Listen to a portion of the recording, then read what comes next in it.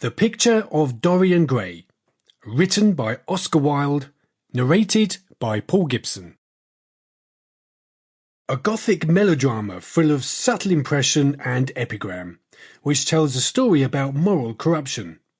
The Picture of Dorian Gray touches on many of Wilde's recurring themes, such as the nature and spirit of art, aestheticism, and the dangers inherent to it.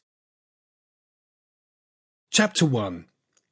The studio was filled with the rich odour of roses, and when the light summer wind stirred amidst the trees of the garden, there came through the open door the heavy scent of the lilac, or the more delicate perfume of the pink flowering thorn.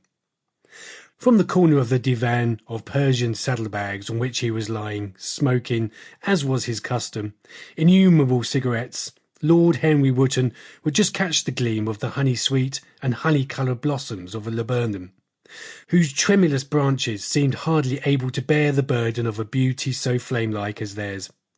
And now and then the fantastic shadows of birds in flight flitted across the long tussore silk curtains that were stretched in front of the huge window, producing a kind of momentary Japanese effect, and making him think of those pallid, jade-faced painters of Tokyo, who through the medium of an art that is necessarily immobile, seek to convey the sense of swiftness and motion.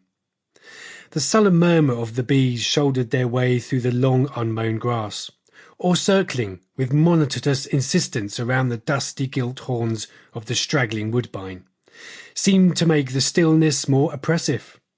The dim roar of London was like the burdened note of a distant organ.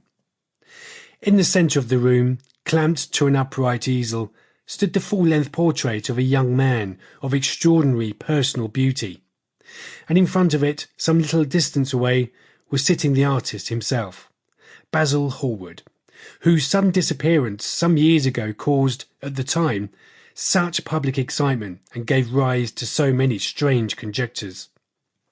As the painter looked at the gracious and comely form he had so skilfully mirrored in his art, a smile of pleasure passed across his face, and seemed about to linger there.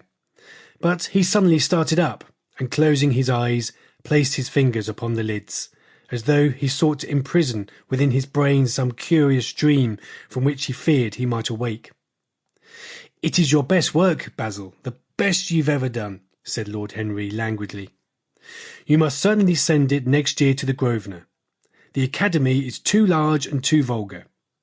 Whenever I have gone there, there have been either so many people that I have not been able to see the pictures, which was dreadful, or so many..." Sample complete. Ready to continue?